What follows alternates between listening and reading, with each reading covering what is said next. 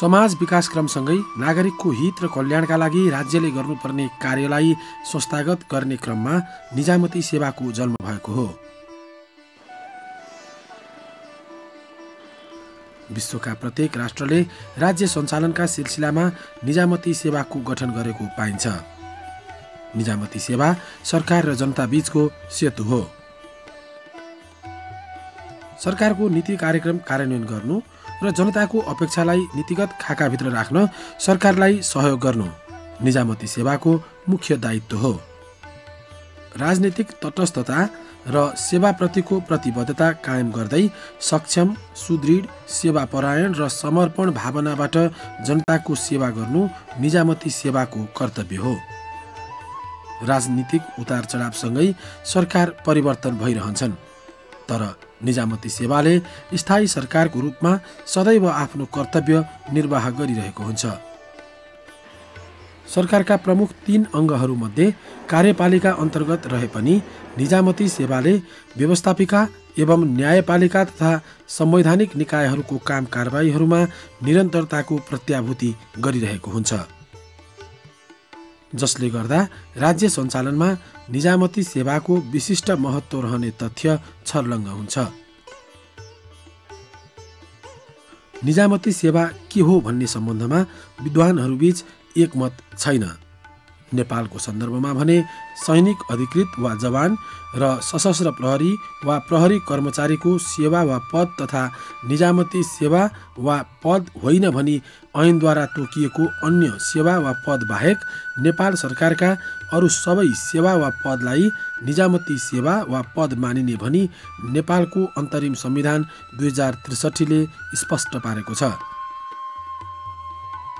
विश्वमा आज यो सेवा मूलतः योग्यता प्रणालीमा आधारित निश्चित कानुन बमोजिम गठित वृत्तिपथ निर्धारण भएको सेवा भन्ने बुझिन्छ। साथै यसलाई समूह भावनामा आधारित गैर सैनिक, व्यावसायिक, राजनीतिक रूपमा तटस्थ र सार्वजनिक सेवाप्रति समर्पित सरकारको स्थायी संयन्त्र भनेर पनि बुझ्न सकिन्छ। वास्तवमा आधुनिक निजामती सेवा केन्द्रीकृतबाट विकेन्द्रित, सेवा उत्पादक र वितरक भन्दा नियमनकारी, सहजकारी, सहभागितामूलक, प्रतिस्पर्धी र राष्ट्रिय सीमा भन्दा पनि पर गएर सर्वाधिक उदाहरणीय बन्दै गएको पाइन्छ। यसको छवि दिनानुदिन व्यापक, विस्तृत, बाध्यात्मक र विश्वव्यापीकरण हुँदै गएको छ। नेपालको निजामती सेवाको विकासक्रम त्यति लामो छैन। प्राचीन समयदेखि नै राज्यले जनताको हित र कल्याणका लागि केही न केही कार्य गर्ने गरेको पाइन्छ।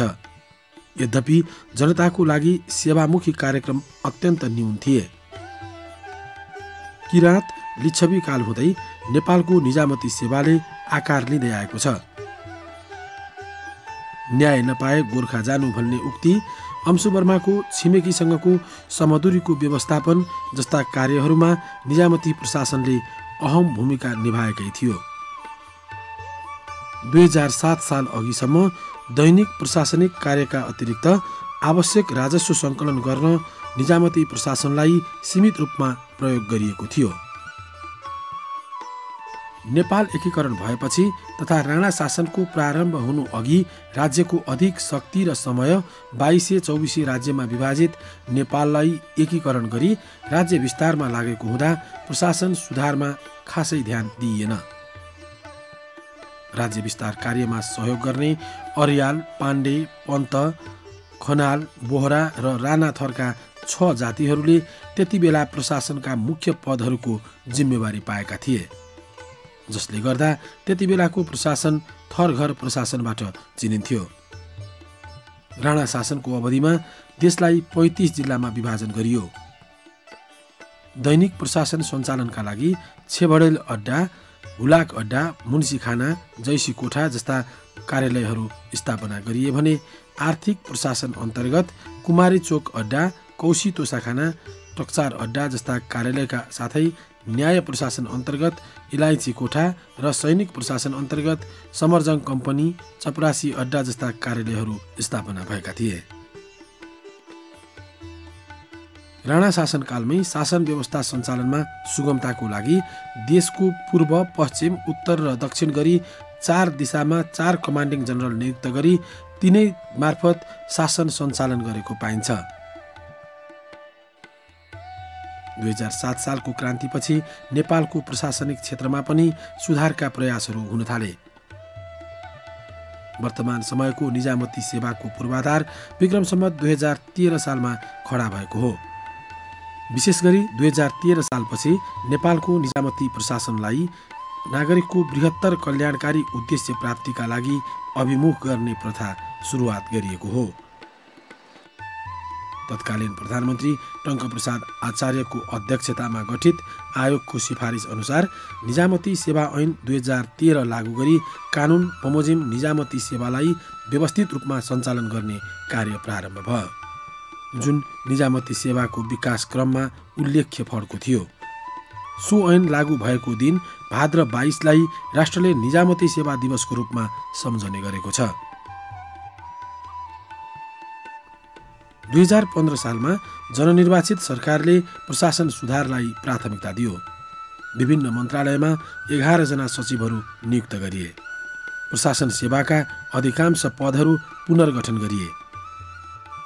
जिल्लामा नेपाल प्रशासन सेवाको द्वितीय श्रेणीको बडा हाकिमको दरबन्दी कायम भयो। 2018 वैशाख 1 गतेदेखि देशलाई 14 अञ्चल र 75 जिल्लामा विभाजन गरियो। 18 सालदेखि नै अञ्चलमा अञ्चलाधीश र 2022 सालदेखि प्रमुख जिल्ला अधिकारीद्वारा जिल्लामा स्थानीय प्रशासन सञ्चालन गर्ने व्यवस्था मिलाइयो। 2031 सालमा जिल्ला प्रशासन योजना लागू भएपछि प्रमुख जिल्ला अधिकारीलाई जिल्लाको शान्ति सुरक्षाको कार्यभार सुम्पियो भने स्थानीय विकास अधिकारीलाई जिल्ला विकास समितिको सदस्य सचिवको जिम्मेवारी दिई विकास निर्माण तर्जुमा तथा कार्यान्वयनको लागि जिम्मेवार बनाइयो। निजामती सेवालाई समय सापेक्ष बनाउने क्रम पनि निरन्तर चलिरह्यो। निजामती सेवाभित्र रहेका जनशक्तिको दक्षता बढाउने क्रममा अधिकृतहरूलाई प्रशिक्षण दिन 2026 सालमा आर्थिक प्रशासन तथा विकास अनुसन्धान केन्द्र सेडाको स्थापना गरियो। 2039 सालदेखि नेपाल प्रशासनिक प्रशिक्षण प्रतिष्ठान स्टाफ कलेजले तालिम सम्बन्धी कार्यक्रमहरू सञ्चालन गर्न थाल्यो। हाल निजामती कर्मचारीहरूको पेशागत दक्षता अभिवृद्धिका लागि नेपाल प्रशासनिक प्रशिक्षण प्रतिष्ठान कर्मचारी प्रशिक्षण प्रतिष्ठानका अलावा क्षेत्रगत विषय हेर्ने गरी विभिन्न 19 वटा तालिम प्रदायक निकायहरू क्रियाशील छन्। निजामती कर्मचारीहरूको अभिलेख व्यवस्थापन तथा पेन्सन उपदान जस्ता विषय सम्बद्ध कार्य गर्न निजामती किताबखानाको स्थापना गरियो। 2046 सालमा बहुदलीय प्रजातन्त्रको पुनर्स्थापनापछि 2048 तत्कालीन प्रधानमन्त्री गिरिजाप्रसाद कोइरालाको अध्यक्षतामा उच्च स्तरीय प्रशासन सुधार आयोग गठन भयो। सो आयोगको सुझाव समेतका आधारमा निजामती कर्मचारीहरूलाई सर्वप्रथम पेशागत हक हितको लागि सङ्गठन खोल्न पाउने र सामूहिक सौदाबाजी गर्न पाउने अधिकार प्रदान गरियो। यस अवधिमा प्रचलनमा रहेको निजामती सेवा ऐन र नियममा सुधार गरी निजामती कर्मचारीहरूको अवकाश उमेरको हद 60 बाट घटाई 58 कायम गरियो र 30 वर्ष सेवा अवधि पुगेकालाई अवकाश दिन सकिने प्रावधान राखियो। यसैबीच 2062-63 को सफल जनआन्दोलनपछि जारी भएको नेपालको अन्तरिम संविधान 2063 ले निजामती सेवालाई संवैधानिक संरक्षण प्रदान गरेको छ। 2064 सालमा भएको निजामती सेवा ऐनको दोस्रो संशोधनपछि निजामती सेवालाई समावेशी बनाउन पदपूर्ति गर्दा 45% पदहरू महिला, आदिवासी जनजाति, मधेसी, दलित, अपाङ्ग र पिछडिएको क्षेत्रका लागि आरक्षणको व्यवस्था गरिएको छ, जसले गर्दा निजामती सेवा समावेशी सेवाको रूपमा उन्मुख हुँदै गइरहेको छ। कानुनबाट नै सेवाको स्थायित्व, निरन्तरता र सुरक्षाको प्रत्याभूति गरिएको छ।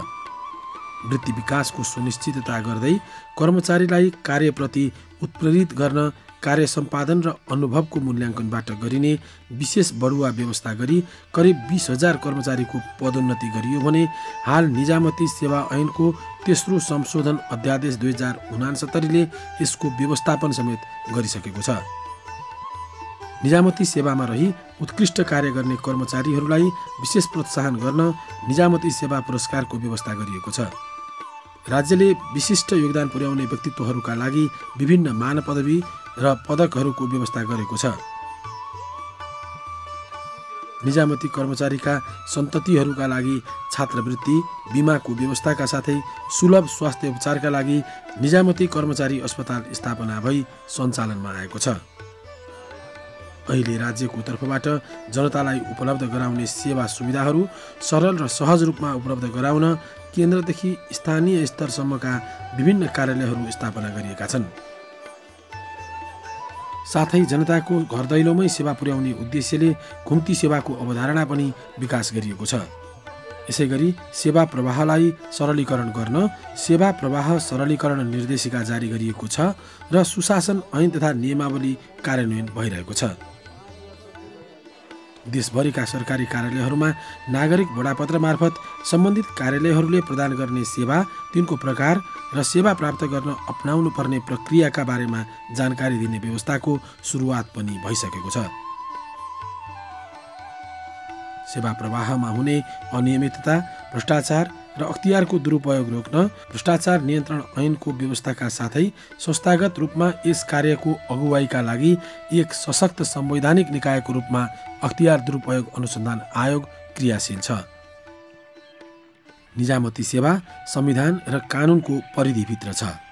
प्रशासन एवं सुशासनका सर्वमान्य सिद्धान्त र प्रचलनसँग जोडिएको छ। निजामती सेवाको चर्चा गर्दा लोक सेवा आयोगको चर्चा हुनु अपरिहार्य छ।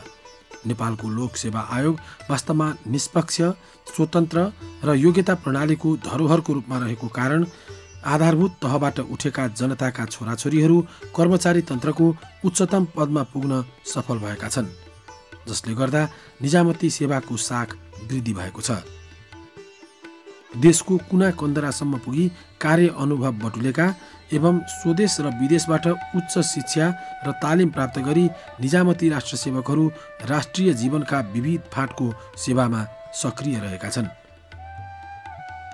आज निजामती सेवामा मुख्य सचिवदेखि कार्यालय सहयोगीसम्म एवं विभिन्न 10 प्रकारका सेवा र ती अन्तर्गतका थुप्रै समूहहरूमा आबद्ध करिब 80,000 निजामती कर्मचारीहरू कार्यरत छन्, जसमा करिब 85% पुरुष र 15% महिलाहरू रहेका छन्। श्रेणीगत रूपमा हेर्दा राजपत्राङ्किततर्फ करिब 21% र राजपत्र अनङ्किततर्फ करिब 52% छन्। साथै श्रेणीविहीन कर्मचारीहरूको सङ्ख्या करिब 27% रहेको छ। मुलुकभरि छरिएर रहेका 8,400 भन्दा बढी कार्यालयहरू मार्फत यी कर्मचारीहरू नीति निर्माणमा सघाउन होस् वा जनताको घर दैलोमा सेवा प्रवाह गर्न अहोरात्र तल्लीन रहेको देखिन्छ। जुनसुकै शासन व्यवस्थामा किन नहोस्, निजामती कर्मचारीले देशका दूर दराजमा पुगी आफ्नो जीव ज्यानको बाजी लगाएरै राज्यको उपस्थिति दर्शाएका छन् र सार्वभौम जनताका समस्या समाधानमा सहयोगी भएको ताजा इतिहास र वर्तमान हाम्रा सामु छ।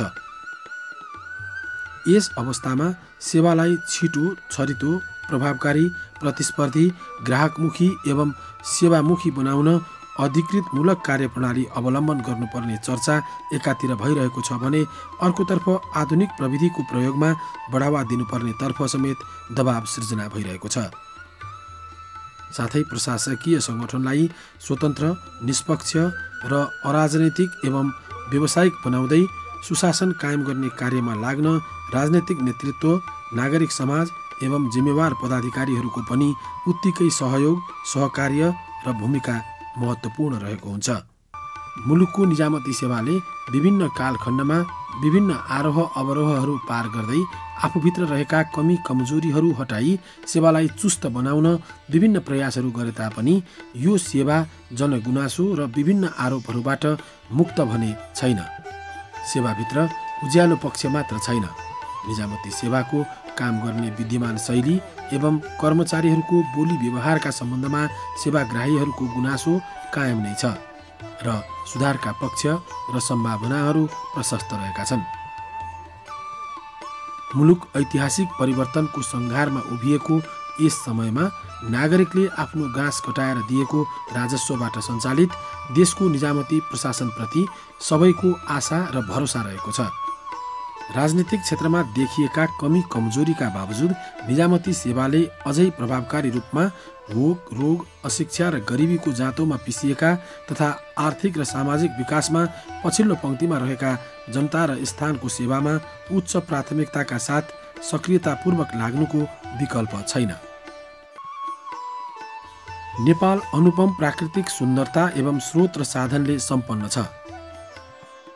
नेपाली जाति इमान्दार, मेहनती र साहसीको रूपमा विश्वमै प्रसिद्ध छन्। यस अवस्थामा मुलुकमा सहमति, सहकार्य र मेलमिलापको मार्ग प्रशस्त गर्दै दिगो शान्ति स्थापना गरी आन्तरिक र वैदेशिक स्रोत साधनको उच्चतम परिचालन गरी यो सुन्दर मुलुकलाई राजनीतिक, आर्थिक र सामाजिक रूपले शान्त, समृद्ध, आधुनिक र न्यायपूर्ण नयाँ नेपाल बनाउने मार्गमा नेपालको निजामती सेवाले अग्रणी भूमिका निर्वाह गर्न कम्मर कसेको छ। आशा छ सम्बद्ध सबै पक्षको सहयोगमा आफूभित्र देखिएका कमी कमजोरीहरू सुधार गरी हाम्रो निजामती प्रशासन अझै मर्यादित, जनआस्था र विश्वासको धरोहरयुक्त, देशभक्तिका साथ जनसेवामा समर्पित, निष्पक्ष, सक्षम, योग्य र कर्तव्यप्रति निष्ठावान व्यक्तिहरू रहेको सेवाको रूपमा ख्याति आर्जन गर्न सक्षम हुनेछ।